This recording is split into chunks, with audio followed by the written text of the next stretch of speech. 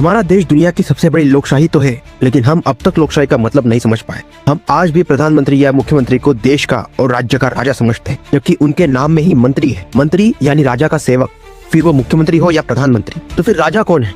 राजा है हम सब, इस देश के नागरिक, जो अपने राज्य यानी देश को चलाने के लिए कुछ लोगों को मंत्री बनाकर अपने राज्य को गवर्न करने के लिए मंत्रियों की गवर्नमेंट चुनता है, जो राजा के लिए और राजा के हिसाब से उसके राज्य को चलाए। फिर आप सोचेंगे कि अगर राजा के लिए राज्य चलेगा तो फिर प्रजा कौन है? और यही लोकशाही की खासियत होती है कि लोकशाही में प्रजा नहीं होती, जनता होती, और जनता ही राजा है। तो इसका मतलब इस देश का हर एक नागरिक राजा है, यानी सबसे ऊपर, और प्रधानमंत्री से लेकर सारे मंत्री हमारे नीचे। और यही बात राज्यों में भी लागू होती है। इसका मतलब किसी भी नेता या मंत्री को भगवान मानना लोकशाही की सबसे बड़ी भूल है, और अपने किसी भी मंत्री की हीरो वर्शिप करना किसी भी राजा को शोभा नहीं देता। और सारे डिपार्टमेंट्स यानी पुलिस और एडमिनिस्ट्रेशन मंत्रियों के लिए नहीं, बल्कि जनता यानी राजा के लिए है। लेकिन क्योंकि हम लोकशाही को ठीक तरीके से समझ नहीं पाते, तो अक्सर हम यानी राजा अपनी पावर को भूल जाता है। पुलिस और एडमिनिस्ट्रेशन राजा के लिए नहीं, बल्कि मंत्रियों के लिए काम करने लगती है, और जनता यानी राजा के खिलाफ हो जाती है। इसलिए अगर कोई भी किसी भी नेता, सांसद, विधायक, मंत्री, मुख्यमंत्री या फिर प्रधानमंत्री को हीरो या भगवान मानता है, तो इसका यही मतलब है कि उसे लोकशाही का अर्थ ही नहीं पता। राजा को होश नहीं, इसलिए वो लोग भी चुने जाते हैं जिनको नहीं चुना जाना चाहिए,